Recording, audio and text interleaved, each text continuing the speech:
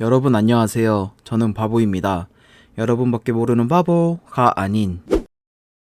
안녕하세요. 이것저것 맛보는 웹툰 리스트 이마툰입니다. 오늘 소개할 웹툰은 딸바보 웹툰을 소개하려고 합니다. 첫 번째 웹툰 카카오 페이지에서 매주 월요일에 연재하는 나는 이지바이입니다. 전생을 기억하고 있는 분홍눈의 사생아 소녀. 그녀는 자신의 어머니를 통해 카스티엘로 공작한테 2만 골드에 팔리게 됩니다. 덕분에 우울하고 안 좋은 과거를 뒤로하고 새로운 곳에서 시작하게 됩니다. 모든 게 낯설고 적응하기 힘들었지만 친절한 집사와 유무 덕분에 견딜 수 있었으며 카스티엘로 공작한테서 별을 뜻하는 에스텔이라는 이름을 갖게 됩니다. 에스텔은 공작가에서 하루하루가 다르게 잘 먹고 잘 지내고 있었는데 우연히 한 방에 들어가게 됩니다. 그곳엔 공작을 쏙 빼닮은 에스텔의 오빠 카를이 있었습니다.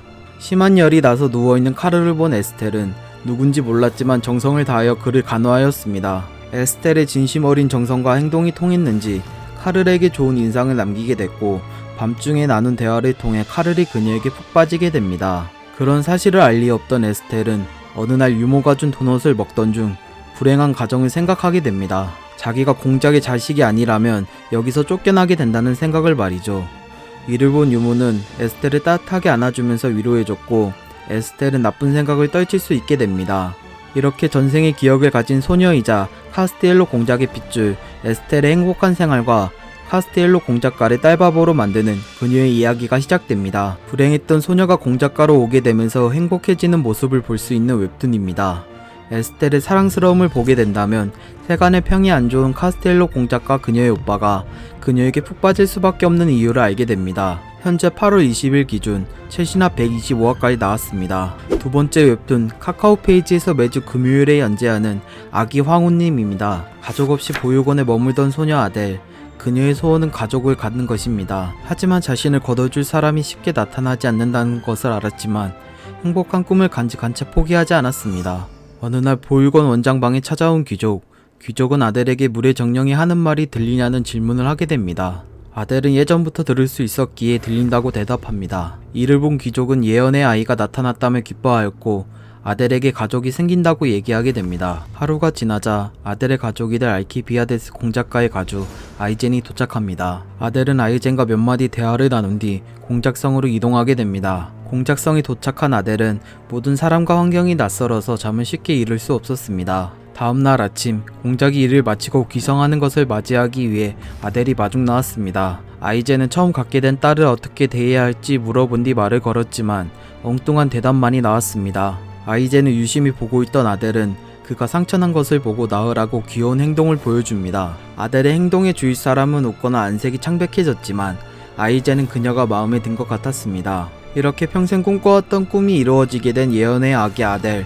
아델의 행복하고 주위 사람이 그녀에게 푹 빠지게 만드는 그녀의 이야기가 시작됩니다. 세계를 구원한다는 예언 속의 아기 아델.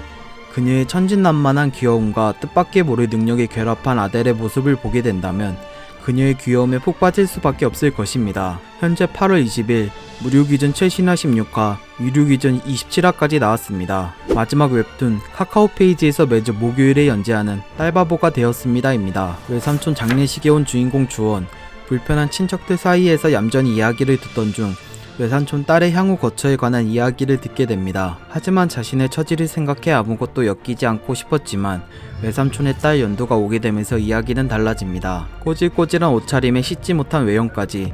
그런 연두 앞에서 정작 어른들은 아이를 보육시설에 보내겠다는 이야기를 서슴없이 얘기합니다. 그 얘기를 듣고 있던 주원은 과거 자신의 처지와 비슷하게 느껴져 화가 난 나머지 본인이 키운다고 얘기합니다. 연두를 데리고 자취방으로 가는 길, 주원은 자신의 행동을 후회하며 연두를 돌려보낼까 생각했지만 그렇게 되면 보육시설에 보내질 연두를 안타깝게 생각하여 결국 현실을 받아들이게 됩니다. 버스를 타고 자취방 앞에 도착한 두 사람.